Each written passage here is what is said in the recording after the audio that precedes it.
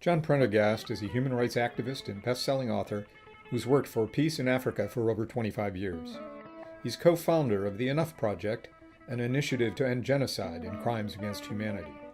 Mr. Prendergast has worked for the Clinton White House, the State Department, the National Intelligence Council, UNICEF, Human Rights Watch, the International Crisis Group, and the U.S. Institute of Peace.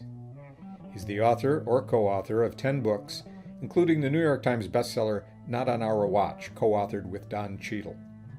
With George Clooney, he helped launch the Satellite Sentinel Project, which aims to prevent conflict and human rights abuses through satellite imagery.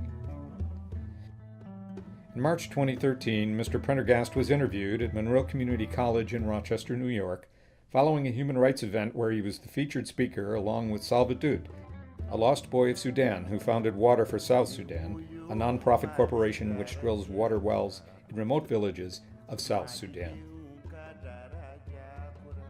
It's not that we should not care about what's happening in our backyards so that we can care about some place halfway around the world. I think it's a matter of balancing a concern about both global and local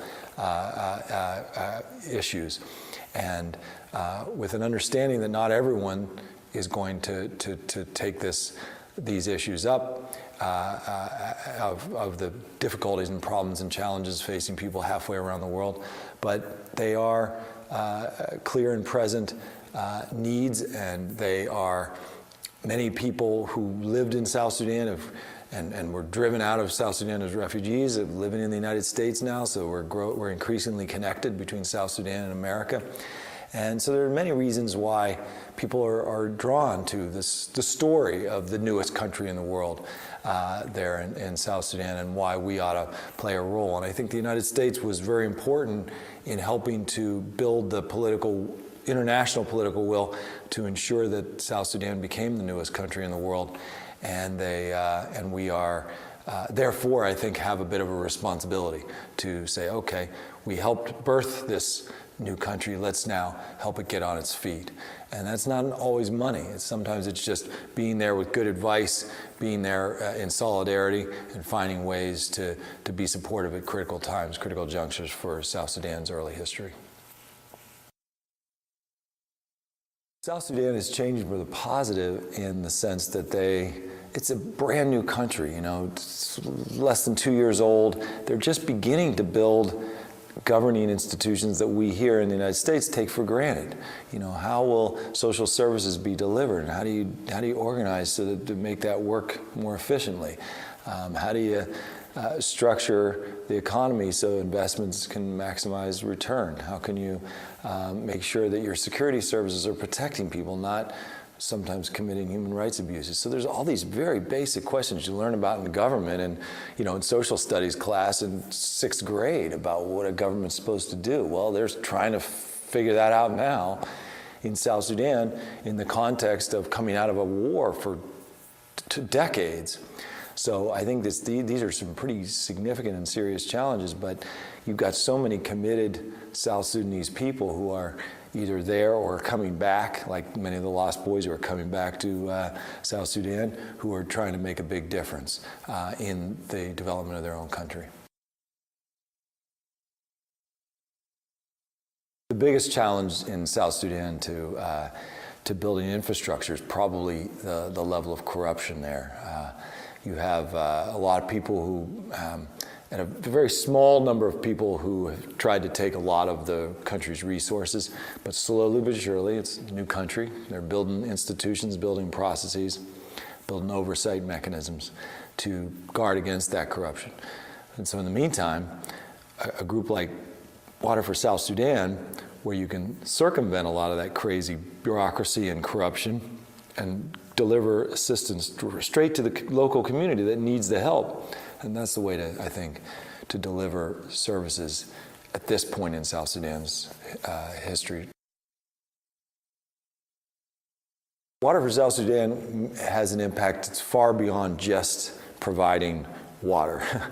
When you dig a new well, and that well can provide clean water, you're suddenly reducing major health problems dramatically, because so many of the problems that people face and the illnesses that they're experiencing are due to waterborne diseases. So reducing the lost time that people have due to illness for school, for planting, for harvesting, for other forms of work, it's an amazing productivity lift. Also, around new water points, you often see economic development follow. You see clinics be set up. You see people investing because they think, okay, well, we have some future here. Let's do something more. You see market activity, so trade and commercial and marketing increases. So it's a real catalyst for broader development. On the one hand, you're just digging a hole in the wall, in the ground, and water's coming out. On the other hand, you're building the basis for a sustainable community that can grow and develop on its own. I think people can make a difference in South Sudan by learning more about what's happening there and the real challenges of the people. And often it's just basic survival stuff. It's making sure that families have enough food for their kids. It's making sure that the water is clean and free of diseases so that it doesn't affect people's health. And those kind of basic things that, again, we take for granted here, but these are everyday, the biggest difficulties and challenges that most families face. So it's being able to support initiatives that go directly to the people's needs. And that's why I think Water for South Sudan is so important, is because clean, drinkable water is one of the most urgent priorities of people throughout South Sudan. And that organization is provided in about the most cost-effective manner I've ever seen.